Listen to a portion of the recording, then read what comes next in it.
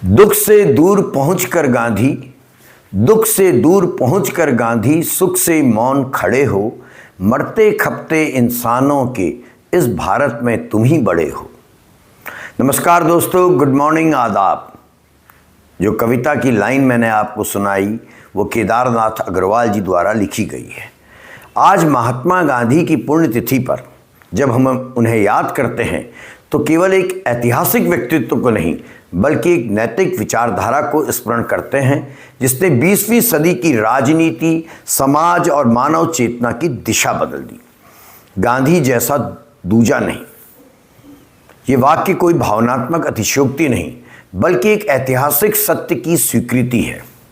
फिर भी विडंबना देखिए कि बापू के देश में जितना बड़ा उनका कद है उतनी ही तीव्रता से आज उनके विचारों, उनके व्यक्तित्व और उनके योगदान को लेकर विवाद, आलोचनाएं और कभी कभी बेहद दुर्भावनापूर्ण अभियानों का स्वर भी सुनाई देने लगा है।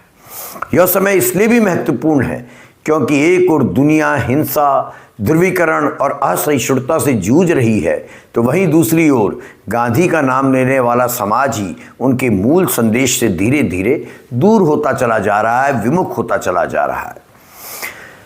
दरअसल गांधी को समझने के लिए भारत से पहले दक्षिण अफ्रीका को समझना आवश्यक है क्योंकि वही मोहनदास करमचंद गांधी महात्मा बनने की दिशा में वहीं से अग्रसर हुए थे।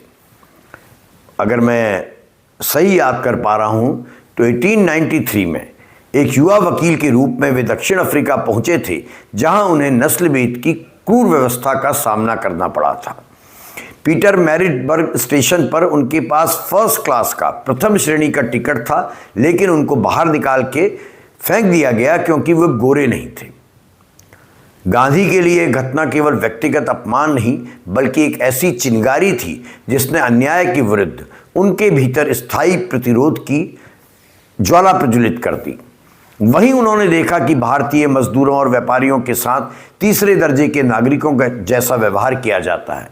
यहीं से उन्होंने सत्य और आत्मसम्मान पर आधारित संघर्ष का मार्ग चुना और वो महात्मा बन गए। दक्षिण अफ्रीका में ही उन्होंने सत्याग्रह की अवधारणा विकसित की। सत्याग्रह, सत्य का आग्रह, ऐसा प्रतिरोध जो हिंसा का सहारा नहीं लेता लेकिन अन्याय के सामने झुकता भी नहीं। उन्होंने पंजीकरण कानूनों के खिलाफ वहां आंदोलन चलाया, जेल गए, दमन झेला लेकिन झुके नहीं। और यही वह प्रयोगशाला थी जहां गांधी ने सीखा कि नैतिक बल यदि संगठित जनशक्ति के साथ जुड़ जाए तो साम्राज्यवादी ताकतें, तानाशाह कोई भी हो, उसको चुनौती दी जा सकती है। भारत लौटते समय वे केवल बैरिस्टर गांधी नहीं थे, वे एक सिद्धांत लेकर लौटे, सत्याग्रह, जो आगे चलकर हमारे स्वतंत्रता आंदोलन की आत्मा बना था। भारत में गांधी का आगमन एक राजनीतिक घटना से अधिक एक नैतिक हस्तक्षेप रहा। उन्होंने राजनीति को जनसाधारण के जीवन से जोड़ा। चंपारण में नील किसानों का संघर्ष, खेड़ा में कर माफी की लड़ाई, अहमदाबाद मिल मजदूरों का आंदोलन, इन सब ने दिखाया कि गांधी का राष्ट्रवाद केवल सत्ता प्राप्ति का अभियान नहीं बल्कि न्याय की खोज था, सत्य का आग्रह था। उन्होंने स्वतंत्रता को केवल अंग्रेजों की विदाई तक सीमित नहीं रखा। गांधी चाहते थे कि भारत आत्मनिर्भर बने, गांव मजबूत हों, समाज से अनटचेबिलिटी मिटे, स्त्रियों को सम्मान मिले और धर्म राजनीति का हथियार न बने। उनका ग्राम स्वराज का विचार आज भी विकेंद्रीकृत लोकतंत्र की सबसे सशक्त और मजबूत अवधारणाओं में गिना जाता है। गांधी जी का मानना था कि सच्चा स्वराज तब होगा जब सबसे कमजोर व्यक्ति भी यह महसूस करे कि यह देश उसका है। यही गांधी, यही मोहनदास करमचंद गांधी, यही महात्मा गांधी जब आज के समय में चर्चा में आते हैं तो स्पष्ट रूप से दो ध्रुव हमारे समाज में हैं, हमारे देश में हैं। एक वे लोग हैं जो उन्हें राष्ट्रपिता, नैतिक आदर्श और मानवता के सबसे बड़े प्रवक्ता के रूप में देखते हैं, और वहीं दूसरी ओर एक ऐसी प्रवृत्ति भी उभरती दिखाई दे रही है बहुत समय से जो गांधी को कमतर बनाने, उन्हें ऐतिहासिक भूल के रूप में पेश करने की कोशिश करती है। आलोचना निश्चित तौर पर लोकतंत्र का हिस्सा है और गांधी स्वयं कभी भी आलोचना से नहीं घबराते थे, पर आज जो कुछ देखने को मिलता है वो कई बार वैचारिक बहस से आगे बढ़कर निगेटिव छवि निर्माण का अभियान प्रतीत होता है। Well organized plan. Social media के दौर में आधी अधूरी जानकारियां, व्हाट्सएप यूनिवर्सिटी का ज्ञान, संदर्भहीन उदाहरण और वैचारिक पूर्वाग्रहों के आधार पर महात्मा को कटघरे में खड़े होने का प्रचलन इन दिनों अपने चरम पर है। यह प्रवृत्ति इसलिए खतरनाक है क्योंकि यह इतिहास को जटिलता सहित समझने के बजाय उसे राजनीतिक सुविधा के अनुसार सरल और विकृत बना देती है। और सबसे ज़्यादा चिंताजनक पहलू ये है कि इसी माहौल में महात्मा गांधी के हत्यारे नाथूराम गॉडसे के प्रति सहानुभूति या महिमा मंडन की आवाज़ें तेजी से उभरने लग रही हैं। आज के दिन यानी 30 जनवरी के दिन 1948 को गॉडसे ने गांधी की हत्या केवल एक व्यक्ति की हत्या नहीं की थी। इसको समझिएगा, उसने एक व्यक्ति की हत्या नहीं की थी, उसने उस विचार पर हमला किया था जो धार्मिक सद्भाव, संवाद और अहिंसा की बात करता था, जो सत्याग्रह की बात करता था। महात्मा उस समय हिंदू मुस्लिम एकता के लिए अनशन कर रहे थे। वे विभाजन की हिंसा से टूटे समाज को जोड़ने का प्रयास कर रहे थे। नाथूराम की गोली ने उनके शरीर को गिराया, लेकिन उनका विचार नहीं मरा। फिर भी जब आज के समय में कोई गॉडसे को देशभक्त को कहने की कोशिश करता है या उसे वैचारिक नायक की तरह प्रस्तुत करता है, तो समझ लीजिए ये केवल इतिहास की भूल नहीं बल्कि समाज के नैतिक संतुलन के लिए गंभीर खतरे का संकेत है। किसी भी लोकतांत्रिक समाज में असहमति की जगह होनी चाहिए और होती है, पर हत्या का महिमा मंडन उस लक्ष्मण रेखा को पार करना है जहां विचार विमर्श समाप्त हो जाता है और नफरत का आप कह सकते हैं नफरत को स्वीकारने की कवायद शुरू हो जाती है। ये गांधी की विरासत के साथ ही भारतीय संविधान की मूल भावना के भी विपरीत है। इसी के समानांतर एक और सूक्ष्म लेकिन महत्वपूर्ण प्रक्रिया दिखाई देती है। सार्वजनिक जीवन से महात्मा के नाम और प्रतीकों का धीरे धीरे कम हो जाना। यह केवल मूर्तियों या तस्वीरों या सरकारी योजनाओं और नीतियों से गांधी को हटाने का प्रयास भर नहीं है, बल्कि उस विचारधारा का संकेत है जो गांधी को भले ही मजबूरी में याद करे, मजबूरी का नाम महात्मा गांधी माने, लेकिन वो भीतर ही भीतर उनसे घृणा करती है। अभी हमने हाल ही के दिनों में देखा है ग्रामीण रोजगार गारंटी मनरेगा, महात्मा गांधी ग्रामीण रोजगार गारंटी जैसी योजना से, जिसका लंबे समय से गांधी के ग्राम स्वराज और गांधी के श्रम गरिमा के विचार से जिसे जोड़ के देखा जाता था, उन योजनाओं का नाम भी बदल दिया गया। ये प्रवृत्ति को समझने की बात है। ये प्रश्न उठता है कि क्या हम नीतियों से उन वैचारिक स्रोतों को भी अलग कर देना चाहते हैं जिन्होंने उन्हें जन्म दिया था।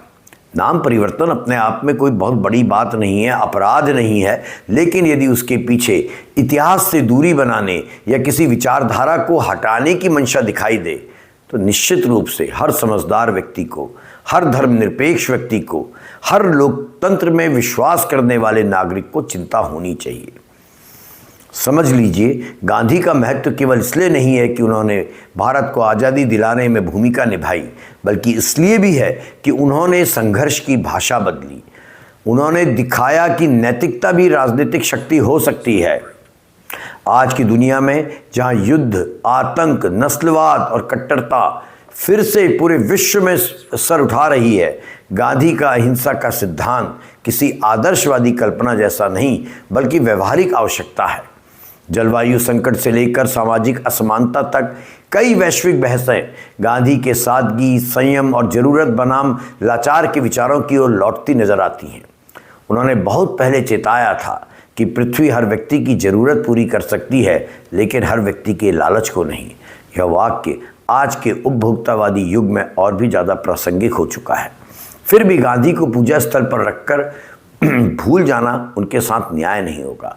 उन्हें जीवित रखने का अर्थ है कि उनके विचारों से असहज प्रश्न पूछना, उन्हें अपने समय के संदर्भ में समझना और ये देखना कि हम कहाँ उनके रास्ते से भटक गए हैं और क्यों भटक गए हैं।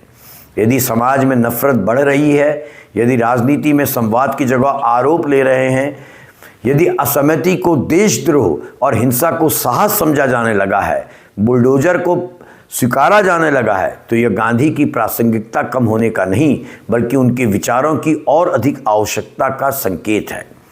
गांधी जैसा दूसरा इसलिए नहीं क्योंकि उन्होंने हमें केवल आज़ादी नहीं दी बल्कि आज़ादी का अर्थ समझाया। उन्होंने बताया कि राष्ट्र केवल भूगोल से नहीं बनता बल्कि साझा नैतिकता से बनता है।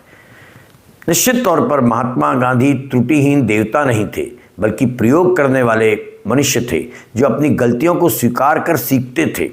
उनकी पुस्तक आत्मकथा पढ़िए, माई एक्सपेरिमेंट्स विथ ट्रुथ, और यही प्रवृत्ति उन्हें महान बनाती है।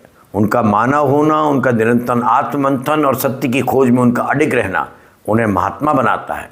उनकी हत्या करने वाले की गोली इतिहास की एक तारीख बन गई है, लेकिन उनके विचार हर उस क्षण जीवित हो उठते हैं जब कोई अन्याय के सामने सत्याग्रह की बात करता हुआ खड़ा हो जाता है, जब कोई सत्ता से सच बोलता है, जब कोई कमजोर के पक्ष में खड़ा होने का साहस करता है। आज उनकी पुण्यतिथि पर असली श्रद्धांजलि यही होगी कि हम यह तय करें कि हम किस भारत के साथ खड़े हैं। उस भारत के साथ जो मतभेद के बावजूद साथ जीने की कोशिश करता है, या उस इतिहास को अपने हिसाब से गढ़ना चाहता है जो असहमति से डरता है, जो संवाद से डरता है। गांधी को गाली देना बेहद आसान है, बहुत आसान है उनको गाली देना, उनको बुढ़ा कहना, उनको मजबूरी कहना। लेकिन दोस्तों, महात्मा की राह पर चलना बेहद कठिन है क्योंकि वो राह सत्याग्रह की राह है। यह भी सच है कि जब भी दुनिया अंधेरे दौर से गुजरती है, गांधी जैसे विचार ही उसे रास्ता दिखाते हैं। मेरी दृष्टि में सचमुच महात्मा जैसा दूसरा कोई नहीं, और शायद इसलिए उनकी ज़रूरत आज पहले से भी ज़्यादा है। कविवर सुमित्रानंदन पंत के शब्दों से अपनी बात को समाप्त करता हूँ। सुमित्रानंदन पंत ने गांधी के लिए लिखा, तुम मांसहीन, तुम रक्तहीन, तुम मांसहीन, तुम रक्तहीन, हे अष्टिशेष तुम अस्तिहीन, तुम शुद्ध बुद्ध आत्मा केवल, तुम शुद्ध बुद्ध आत्मा केवल, हे चिर पुराण, हे चिर नवीन, तुम पूर्ण इकाई जीवन की, तुम पूर्ण इकाई जीवन की जिसमें असार भव शून्य लीन, आधार अमर होगी जिस पर भावी की संस्कृति समासीन। धन्यवाद।